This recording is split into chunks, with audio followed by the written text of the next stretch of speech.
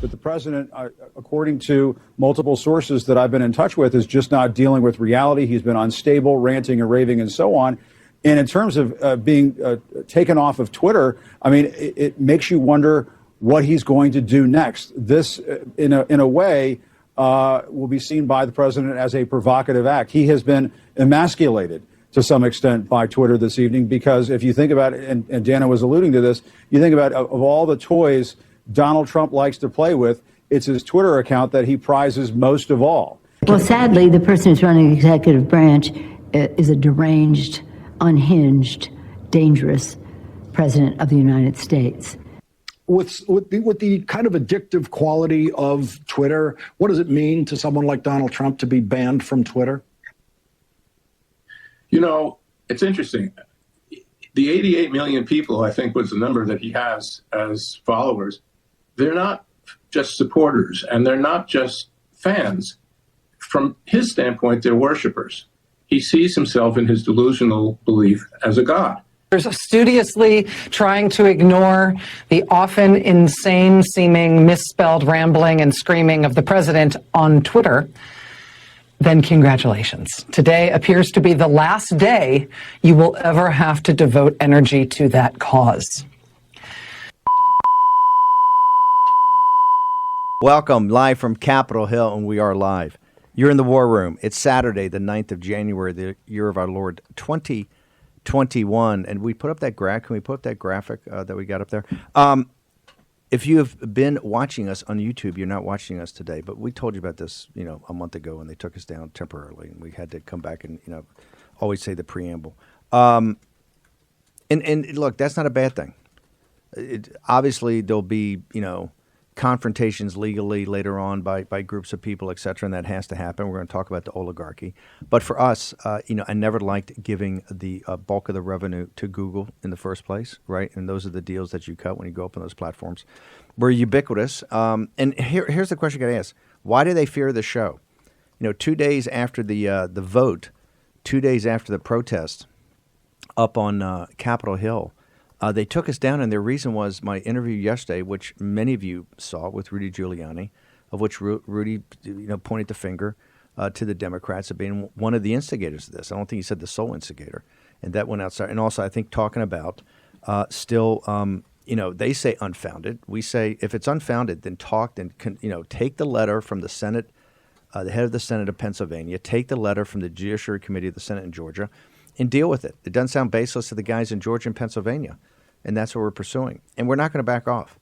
So this show is it's metastasized. Why is it metastasized? Because we are a vehicle to get information out there to the American people, and we're not going to stop. And the more they try to shut us down, the more they try to suppress us, the bigger it grows. And it's just going to get bigger and bigger and bigger and bigger, and it's driving them crazy. One of the things I want to go through very quickly, how you can get us, make sure, first off, you can text War Room, one word, to 888-111, and you download the Real America's Voice app. So that's very simple. Text War Room, all one word, to the number 888-111, and download the app. Okay, you can also go to warroom.org. You can go to americasvoice.news. That's our parent channel, our distribution channel. This is Gazaril's America's Voice. Used to be called America's Voice.news. Actually like that name better than the new name, but hey. So americasvoice.news, go there. Go to Rumble for the show archives, and they get it up in a couple hours. And the Rumble guys tell us next week it's going to be live, so let's keep on there. Also, the podcast platforms. Remember, we're either the number 1, 2, or 3 podcasts in all the country every day. Twice a day, and one of the biggest in the world. And I think in news, that's in politics. In news, I think we're 4th or 5th. Also, go to the folks over at thepopulouspress.com and download the War Room graphic. You can get how to view the show and share the show, and just share. Look, here's our commitment. We're going to provide you every day with a show that provides you the information you need to kind of make decisions in your life, decisions about your politics, all of that. We'll provide the information. We'll show, not tell, and then you make your own decisions. We commit to give you great content. You commit to help be a force multiplier and get it out there. If you like it. If you don't like it, don't do it. But if you think it's worth sharing to your friends, your neighbors, all that, because last night we had the night of the digital long nights. We're just a small part of the story of a much, much bigger story. And like I said, I was never, and all the team here, we were never comfortable with the YouTube deal. I mean, we'd like to be back on YouTube because we try to be ubiquitous. But I don't like giving the guys at Google, essentially all the revenue. And every conservative that's up there, that's the deal you've got, right? You're either giving it all to them or, the great lion's share. So make sure I'm going to come back during the show multiple times. Normally don't like to do that because it ends up being like you sound like a PBS, funner. You're watching the Civil War and they're cutting in every, 30 minutes with, giving a number to call. Okay, I want to we got a packed show today because we're going to talk about this oligarchy that is clearly in front of us, right? And last night just came out with its own naked and shutting down the President of the United States, all of that. Maggie is going to jump in here. We're going to start with Raheem, who is on assignment. So Raheem's in by phone. We've got Posopiec. We've got Peter Navarro to talk to. Navarro is one of the top experts in the country about the economics of oligarchs. Darren Beatty from Revolver News. We've got John Eastman. We are going to get a lot of impeachment news in here and what's the defense going to be and what the opportunity for the impeachment to actually get the receipts on the table.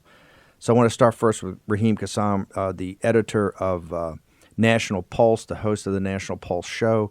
Really a guy I met, Raheem, 7, 8 years ago, 9 years ago, and you were essentially a blogger with your own small site. So you were doing social media at the very dawn of this movement and became really a power in London and in the Brexit movement because of your understanding of social media. So Raheem, I know you're one of the top experts on the right on this topic.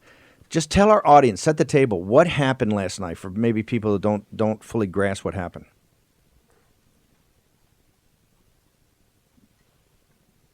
Okay, be great.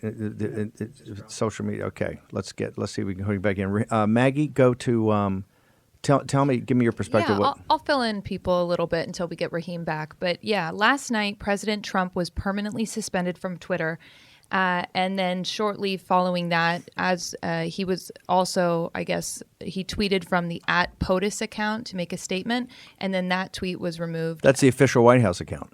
That's my understanding. Yeah, it's official White House account. And then the Team Trump account, which is basically, outreach for the campaign. But what they did is they took down the President of the United States 88 million private account, and then when he tweeted on the White House account, they deleted the tweets from that. So they essentially cut off the campaign.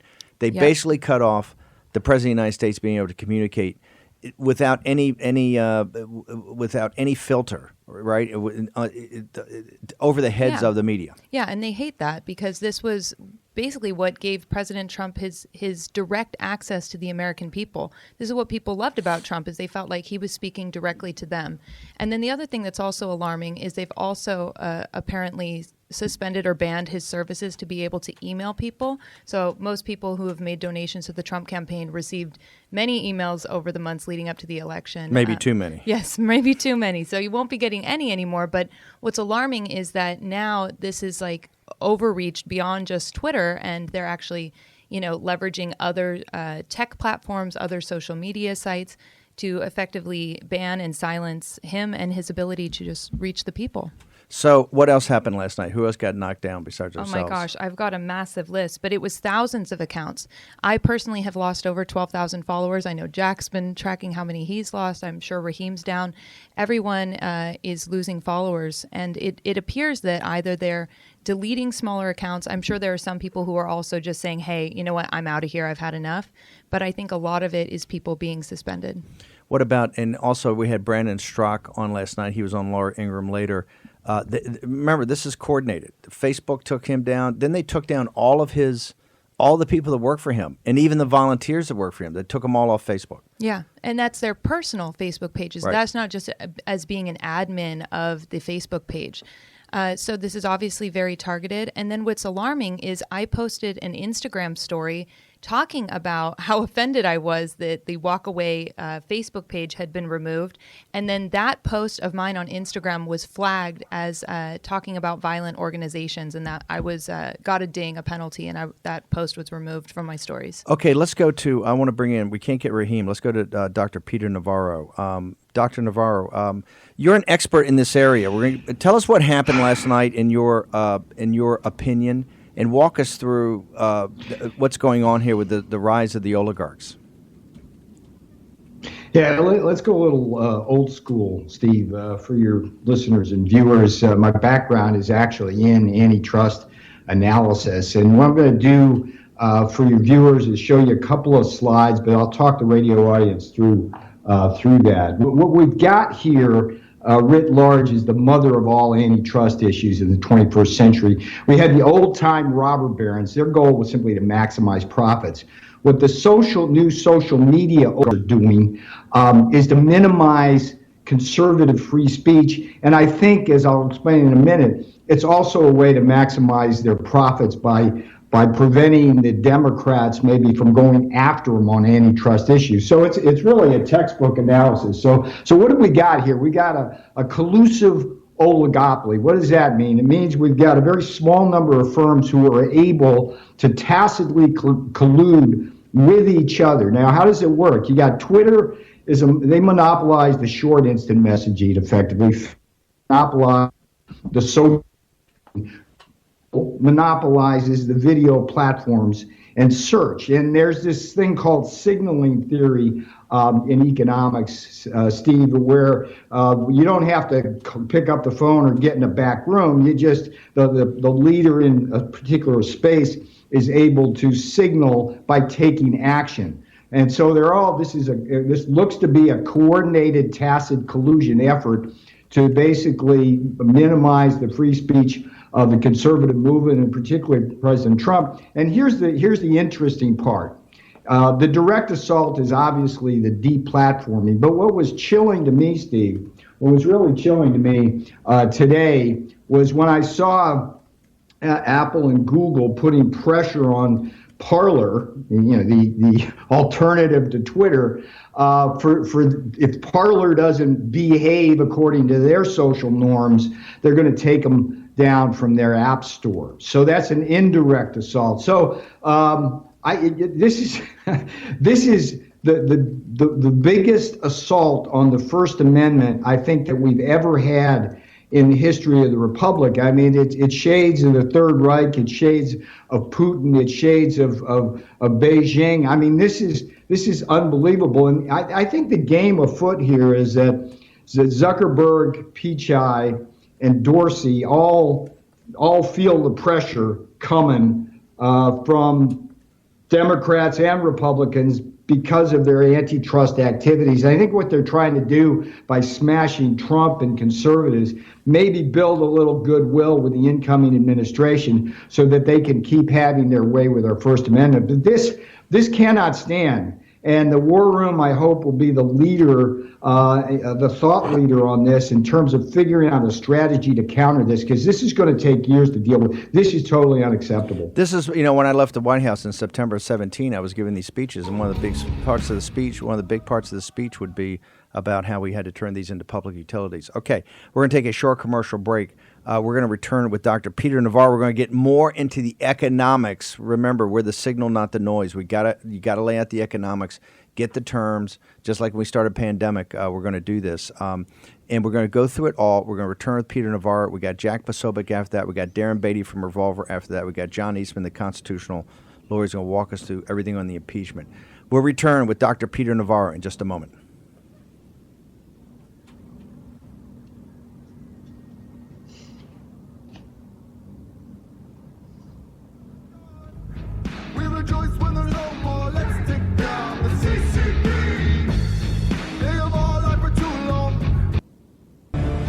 War Room Pandemic with Stephen K. Bannon. The epidemic is a demon, and we cannot let this demon hide. War Room Pandemic. Here's your host, Stephen K. Bannon. Okay, welcome back. We're going to go to Dr. Peter Navarro, who is an expert in oligopolies and the economics of it. This is what we're talking about last night, the night of the digital long knives. First off, you can get us. Want to make sure everybody is doing their job today. We're doing ours. Are you doing yours? First, text on your phone, War Room, one word, to the number 888-111 to download the Real America's Voice app. You can get us in 24/7 or go to warroom.org or go to americasvoice.news or Rumble. And Rumble will be live next week, we're told. Right now it's archived. Comes up about an hour after the show. all the podcast platforms out there. And also you can go to the Populist Press. That's all one word, populistpress.com. You can download the War Room graphic right there and get into the show. Make sure you're pushing this out all day long if you like the content. I want to keep a couple of numbers in mind as I go back to Dr. Peter Navarro. 175 million. That is the number of voters that voted for Donald J. Trump on November 3rd. Also, 48%. That is the number of voters, I think, according to Rasmussen, that believes that, I think it's the Rasmussen poll, that believes that Joe Biden is either illegal or illegitimate. There was an unfair election, illegal. 51% is the Rasmussen poll that's up on Newsmax that showed that overnight on Thursday, that was the support of President Trump on Thursday night, 51%, according to a source at Rasmussen. And even their poll showed 48% approval for President Trump. So we're going to get through this. Obviously, there's got to be an investigation. They got to find out what happened to the Capitol Hill Police, why the National Guard wasn't out, why there wasn't U.S. Marshals. Also, who the culprits were, right? Are they Antifa, Black Lives Matter, or are they guys that were there for MAGA? They're arresting people right now and taking people in. It's a full investigation. People will all get to the bottom of that over the days and weeks ahead, and we'll be the first to report and give you any news and facts about that. Also, there's an impeachment number 2. They're working over the weekend to set the rules. They look like they're going to bring articles of impeachment. Our latest, what we've heard, is Monday. We're going to have John Eastman, the constitutional lawyer, on here later to talk about it. We'll go back to Peter Navarro. Now, Peter, I want to wash, rinse, repeat here because, and by the way, another number I'm going to get you. I don't have it right now, but the number is going to be the institutional investor money that's your money. Remember, we talk about these social media companies. We talk about Google and Facebook and YouTube. YouTube is a part of Google, Facebook, and Twitter. Remember, I think Twitter was down 4% yesterday in its market capitalization. All of this, virtually all of them are financed by you, the deplorables. It's the working class people in this country's and middle class people's retirement accounts, pension funds, 401ks, the insurance, all your insurance money. You give the insurance companies, banks, all that. It all supports these companies. So remember, these guys are beyond wealthy individually, but it all starts with you. It all starts with institutional investor money that drives the stock market, drives the private equity, drives the hedge funds, drives venture capital, all of it. Zuckerberg wouldn't exist if not for your money, okay? And we're going to get into more and more of the accountability of what has to happen. So you as we talked about this before the show, Peter, because I know you're an expert in this, collusive oligopoly. I want to make sure we get these terms out there. What is collusive oligopoly? I want to explain again what it is, why it's important, and why people have to get the framework to understand what's happening out there and pull it back to what the meaning is. Yeah, Steve, and this is, as I said earlier, this is classic antitrust analysis. For your viewers, what's behind me is an homage to the old robber barons in the Teddy Roosevelt era, where you had the rail trusts and you had the oil trusts, and we broke them up because they were out to maximize profits and basically screw the American people. This game is much more sophisticated. I'm going to put this chart back up for you to walk you through it. The idea of collusive oligopoly is that the market structure has just a few firms in it. And so what we have is basically a social media oligopoly where Twitter monopolizes the short instant messaging, Facebook monopolizes the social network, Google monopolizes the video platforms, and search effectively. And together they form this broader social media oligopoly. Now, what's their goal? In standard antitrust analysis, you have firms just simply trying to maximize profits by driving up price and constricting supply. In this new analysis, what you have is something riches, where what these three oligarchs, essentially, Zuckerberg, Dorsey, and Pichai, are trying to do is attack the First Amendment very directly by minimizing conservative free speech.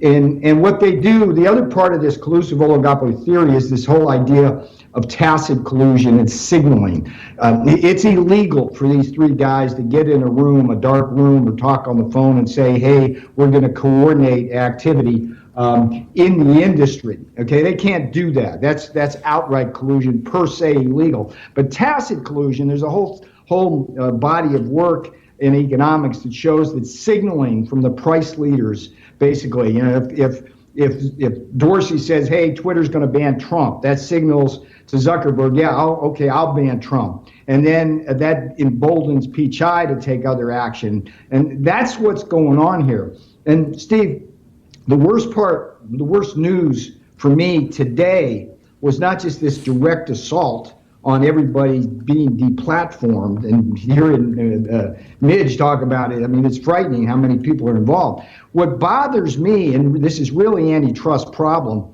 is when Apple and Google gang up on Parler, threaten basically to take them off their app store, and they will take them off their app store. What they're saying is, unless you conform to our model of censorship on conservatives, we won't distribute your app. I mean, this is the worst assault on the First Amendment we have had since this republic began. And it's the kind of thing that Beijing does on a daily basis with their great firewall. It's the kind of thing Putin does, Iran does, and to have this happen here. So the question is, what do we got to do? Well, certainly we have to have alternate supply lines, like when the Japanese cut off the land routes from Burma into China, and we were helping China during World War II. We flew over the hump. We developed a different supply route. We've got to develop alternative carriers, but this is going to take time, Steve. And the chilling effect. Last thing I'll say on this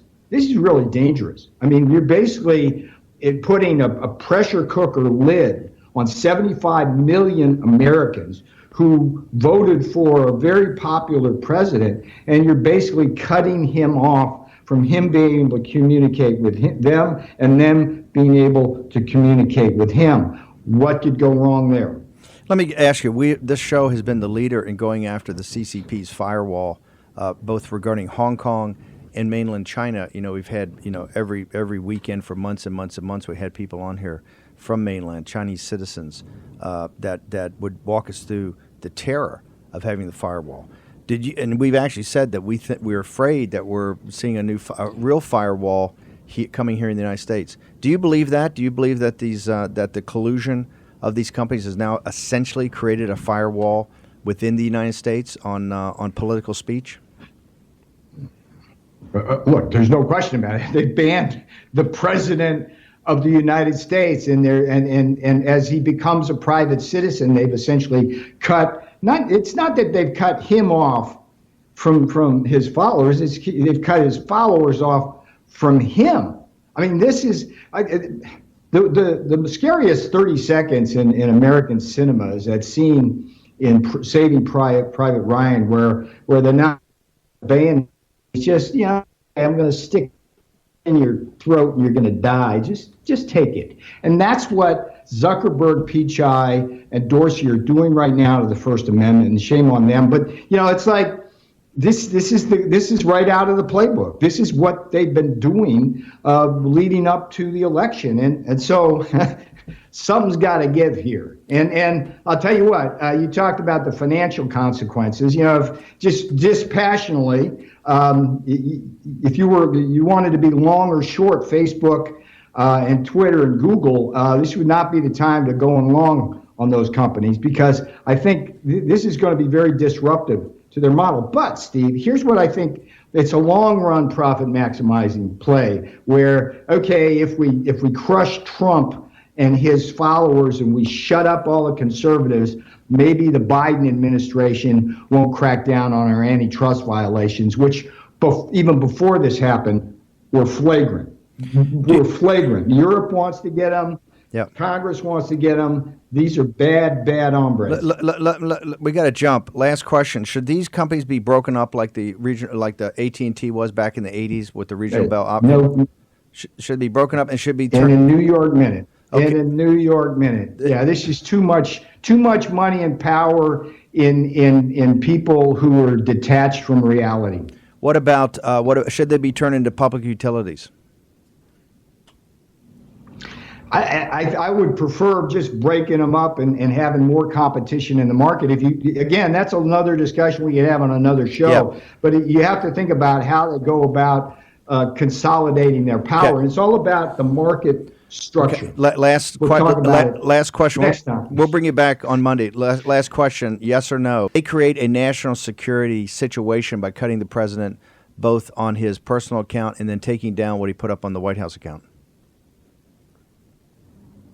Yes, and the bigger issue for me, Steve, is the elimination of the First Amendment from the Constitution by 3 social media oligarchs.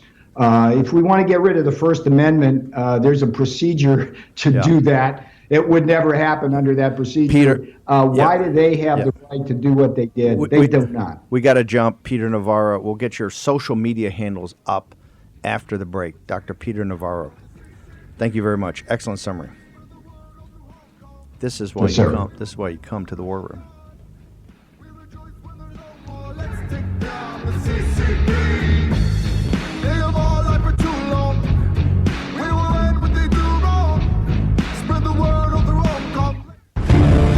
War Room Pandemic with Stephen K. Bannon. The epidemic is a demon, and we cannot let this demon hide. War Room Pandemic. Here's your host, Stephen K. Bannon.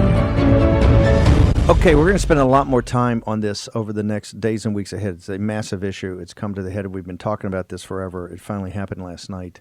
You see what they're going to do. I just kept saying they're going to zero Trump's Twitter account as soon as he walks out of the White House for the last time. They just did it, 10 days early or 11 days early. Okay, we're going to go to now.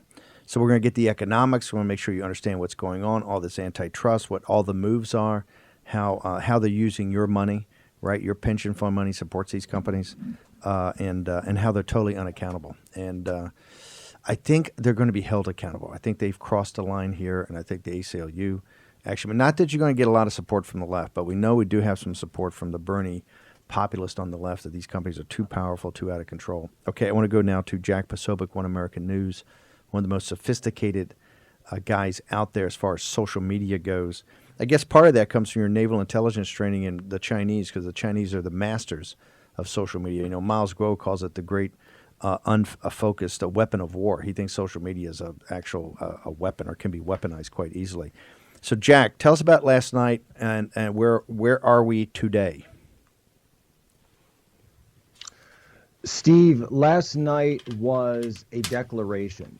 It was a declaration by Silicon Valley that these companies, these networks, announced that they have control of the U.S. political system. Think about it. These networks that control our world, effectively, they control our information, right? If you want to start a business, if you want to find a job, if you want to go, even if how we go to school, think about it, in the lockdown situation, even how our children go to school is all mediated by these networks. And yet they have no oversight. They have no check on their balances in that system. It is a bunch of people running these companies behind closed doors in Silicon Valley, and the children, quite frankly, the children that work there. They are wielding their power through anarcho-tyranny. And it was pretextual. I completely agree with you that it was pretextual. There was no chance that Donald Trump would have been allowed to maintain his presence on social media after he left the White House. The only thing that I'm surprised about right now is the speed at which this is taking place. What about the coordinated effort, too? You know, Google and YouTube hit us. Facebook took down Brandon Strzok in the walkaway movement. Twitter went after Trump. I mean, and by the way, Twitter purged, I think hundreds of thousands of accounts and conservatives and Chinese dissidents, et cetera. Facebook went after many more people than that. YouTube was on a rampage. So obviously those are independent companies. Is that in and of itself, that it happened within a couple of hours, a sign of collusion? Teddy Roosevelt would have looked at a situation like this and these companies acting in concert, and he would have called it a trust. He would have called it a cartel. We have words for these things. We just haven't used them in a century or so here in the United States. But all of these same discussions were coming up and were being had about 100 years ago when we got to a point where there were certain natural monopolies. And that's the key here, by the way. And I would say this to my libertarian friends and my conservatarians. They would say, well, hold on. What about that baker? And we said that he shouldn't have to bake the cake. That baker didn't have a natural monopoly on baking cakes. That's a completely different situation. It's apples to oranges, right? This is talking about a situation now where network power is as powerful or more powerful than state power, where the terms of service on your Apple agreement or your Facebook agreement are now more powerful than your Bill of Rights. You know, we've got algorithms acting as state police now. This is why when we study the CCP, when we study their tactics, when we study what they're doing in terms of the surveillance and social credit, we know that Silicon Valley is looking at it and they're taking notes. Okay, you've got a couple of charts, and for our podcast and radio audience, you know, one of the biggest podcasts in the country, national radio audience, we will walk you through this. Jack Posopiec of One America's News, one of the brightest young men in this town. Do you have some charts you want to talk to us about, Jack? I do, and this honestly, it comes from the Hill, so the Hill-Harris poll that's just come out here, and I want to get it up. So they're talking about, essentially, it's a snap poll they've done about 964 registered voters in the United States. First question, and this is the Hill-Harris X. Do you think that breaking into the U.S. Capitol building was mostly incited by President Trump, or was it mostly the actions of a mob of people? 55% of registered voters in this poll say it was the mob, and only 45% say that Trump was to blame. Of course, if you look at the words of the president's speech, he said, we're going to walk to the Capitol and cheer on our senators and congressmen. That was the words he used. That's the exact, and you're never going to hear the media say that. By the way, peace, and also later he said peacefully, right? Right. Later he came out and said, I want people to be peaceful, and he started telling people to go home, at which point they did. And if you look and you start breaking this down, by Republican voters, by Democrat voters, you can even, and independents, 27% of Democrats even say it was mostly just the mob. That's 27% of Democrats aren't even blaming Trump for this thing. Then you've got 84% of Republicans saying it was mostly the mob. And when you look at independents, 54% of independents are saying, yeah, this was the mob. This wasn't Trump. So when you've got over a quarter of Democrats are also saying that this was a situation, yes, it got out of control, but there's a complex reason for why it got out of control. We've talked previously about what happened with law enforcement. Why didn't they have the National Guard support that the president wanted, that Mayor Bowser said there was going to be? The National Guard was supposed to be there. Why weren't they called in until later? Right? People understand, because the American people aren't dumb, right? They're looking at these situations. They're more sophisticated than the media wants to give them credit for. Well, Nancy, and then finally, hang on one second, Jack. I just want to say it's also Nancy Pelosi and Schumer that made such a big deal of taking out the heads, you know, whether it's the sergeant at arms or the head of the Capitol Hill Police or the people in charge of security. It's the Democrats that sit there and basically reinforce what we've been saying, is that there was not a Capitol Hill police presence or even a U.S. Marshal police presence. We're very familiar with how Capitol Hill's in lockdown, like they've now put it in lockdown for the inauguration. It just wasn't that. You had a couple of bicycle racks and you had a few police officers, and people are going to be going through those films where it looks like some guys are opening gates. Other guys may be a little overwhelmed, but even when they're overwhelmed, there's not very many of them there. So in the deconstruction, when we say mob, of who actually was in that, who were the MAGA people, you know, who were the supporters of President Trump versus who was in there from Antifa and Black Lives Matter, et cetera. We're not justifying this, but that's all got to be, you know, gotten down to and analyzing, analyze and get into it. Okay, keep going with your charts. And then so the next question they asked, and I think it's very important that they asked this question in the poll. Again, this is from the Hill-Harris X. They asked the question, do you think there are grounds for impeaching President Trump because of how he handled today's pro-Trump rally into the U.S. Capitol and its aftermath? This poll was taken January 6th and 7th. Or is there no basis for impeaching him? The American people, according to this poll, are split on this question. 51% say there is no basis for impeachment. 49%. And now it's interesting the way they asked the question. There are grounds for impeachment. So they're saying they're not even asking, should he be impeached? That would be a separate question. What they're asking is, are there grounds? Do you believe that that the case should be tried? And 51% are saying, no, this is not a case where there is a basis for impeachment of the President of the United States. But listen, right now, on what they're saying about the impeachment, if they want to bring up the charges, and we read them, Jack, Maxey, and Raheem Kassam read at least the first draft of it. It was a rough draft, but the first draft live on the show yesterday. If they want to bring it forward for insurrection, for inciting insurrection against the United States government, bring it. Let's have that. I'd like formal settings where you can debate, right? That's why every guy calls me out. What do you want to do? They say, let's get on stage and debate.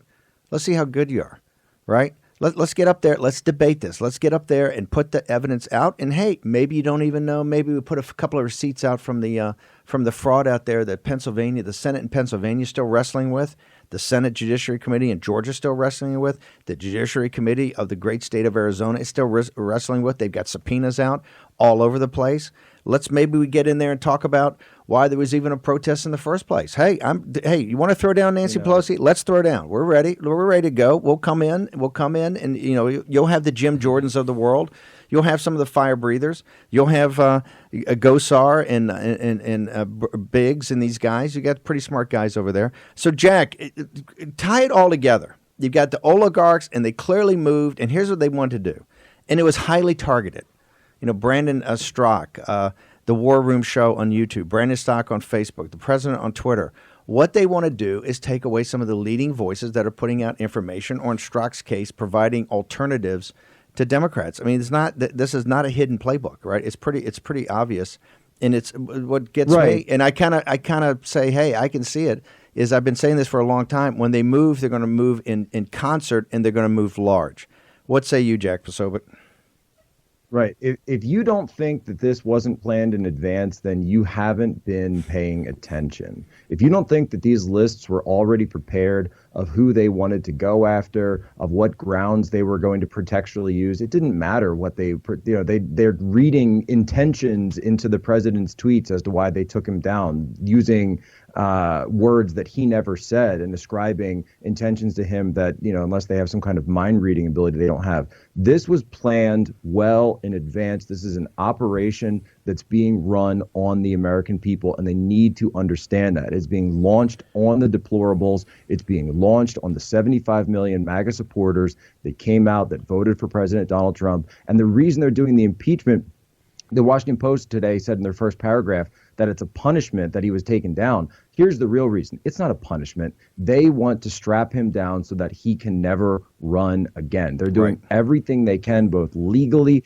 and through their corporatist allies with anarcho-tyranny from Silicon Valley, to shut down the deplorable movement and the 75 million. They're actually flailing right now because they know they've lost the narrative. These polls show that, the numbers show that. So they're cracking down the same way authoritarians always do, from Beijing to Silicon Valley. By the way, and you've got to remember, they've had the field to themselves for the last 48, 72 hours when these polls were taken. There was no real surrogates for the president out there. The Republican Party went and ran, right? You didn't have any surrogates out there that wanted to touch this. The president's been taking nothing, and the movement has been taking nothing but complete incomings, right, since that time. So, and the numbers, and the American people are smart enough. And Jack, the last thing I want to leave with, this is why you're such a big guest every time we have you on here. The fundamental law of modern communication theory is great content will find its audience. Right, these distribution platforms are very important, don't get me wrong, but they're just distribution platforms, right? It's content that drives distribution. That is modern communications theory 101. Distribution doesn't drive content. Content drives distribution. Our responsibility is to provide you great content. If we provide you great content, the distribution is gonna take care of itself. That's why this show keeps metastasizing. It's why they can't put it down. And the more they try to put it down, the bigger it gets. Last word, Jack Posopiec. When the British put out the Stamp Act in 1765, Thomas Paine took to his essentially his garage. I think it was his stable, and he started printing out pamphlets himself, and that's how we got Common Sense. And the imprints were then spread, and you could say they went viral throughout the colonies. Right? America has a long history of fighting back against this kind of suppression. Jack Posopiec, how do people get to you during the day on Parler and Twitter and other places? Well, for, depending on what happens with Parler, I'm at Posopiec, Posobiec. At Twitter, it's at Jack Posopiec, Jack Posobiec. Thank you so much for having me on again. Okay, brother. Jack Posopiec, one of the brightest young minds in this town. Speaking of common sense and Thomas Paine, we have the podcast Common Sense.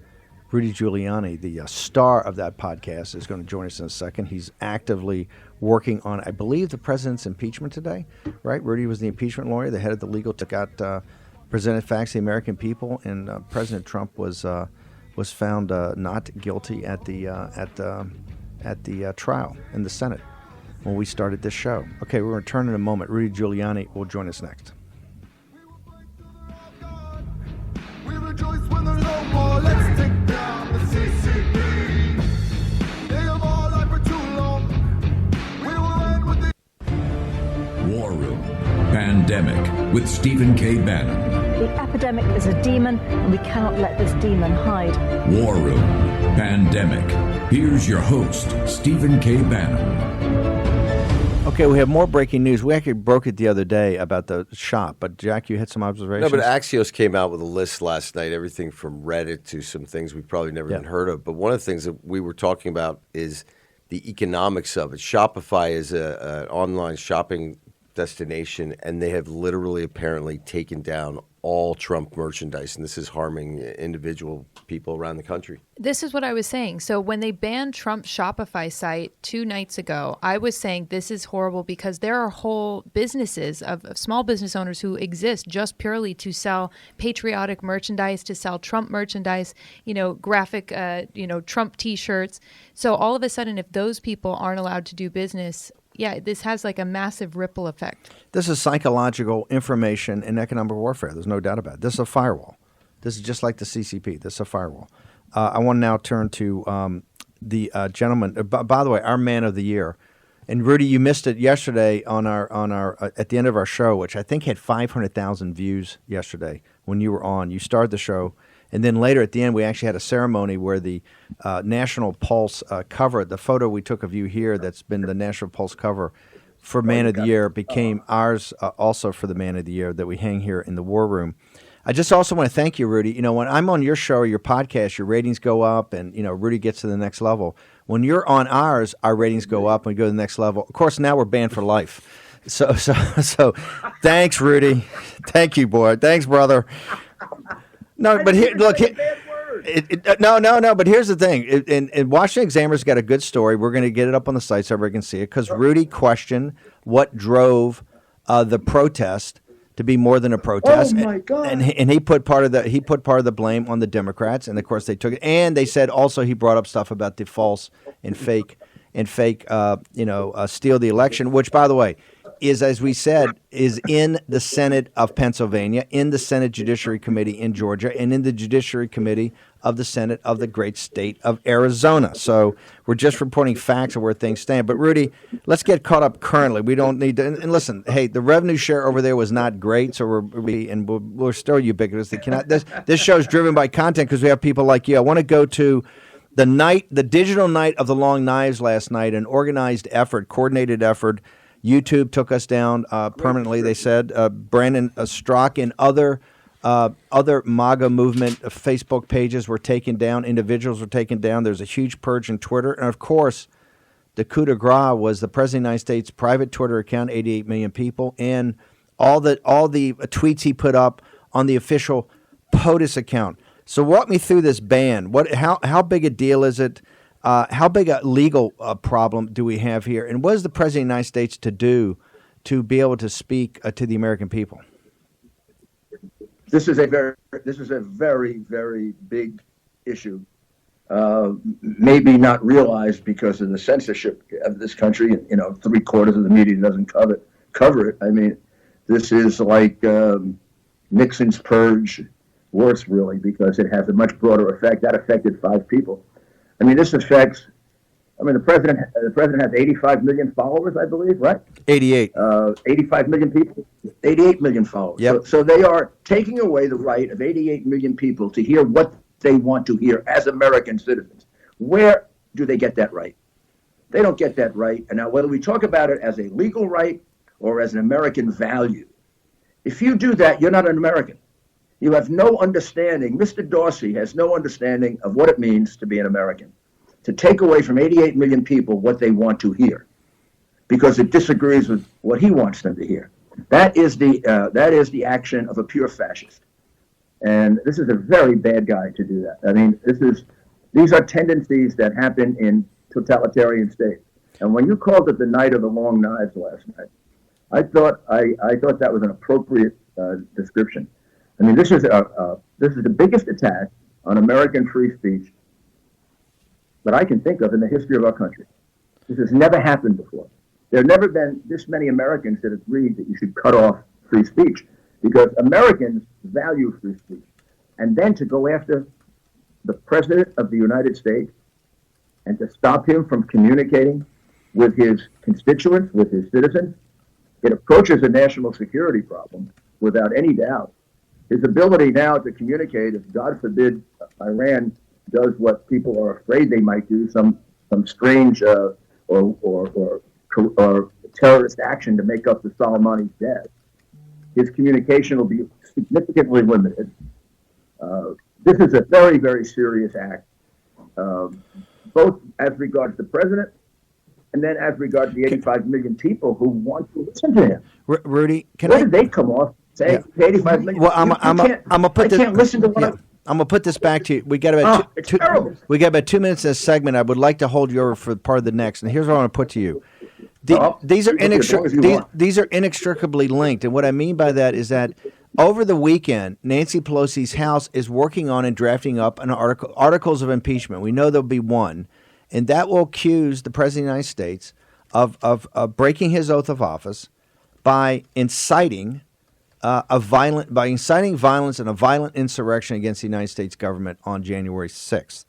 Also, I think what Jack Dorsey and these guys are saying and everything they're putting out is that they believe, or their theory is, or theory of the case is that his Twitter page, and particularly what he's put out the last couple of days to his followers, has the potential to incite violence. You got about a minute in this segment. We got to go in a minute. Those two things are linked, and I'm not saying there's collusion between those, but we'll find that out later with an investigation. But how does that theory of the case stand up? Did the president, in your mind, incite violent insurrection? It doesn't. I mean, both of them can be proven false. What happened at the Capitol, horrible though it is, was not an insurrection. I mean, it was half of what happened in most of the cities this summer. I mean, half, a third, a tenth of what happened in the cities this summer, including people dying. So it was not an insurrection. Number two, the president's speech ended with "go peacefully and patriotically." I'm sorry, you don't incite to insurrection when you end the speech with "go peacefully and patriotically." I was at the rally. I spoke at the rally. No one has even got excited in the sense of, you and I have seen rallies where people get very, very emotional, you know, put her in jail, or they'll get emotional against Trump. No real emotion here. The emotion was of people who feel that they were cheated out of votes. And they were basic MAGA people. You and I know them. I can go through that. Rudy, hang on for 1 second. We're going to take a commercial break. We're going to come back with America's Mayor, Rudy Giuliani, on the second hour of a Saturday War Room Pandemic. We will return in just a moment.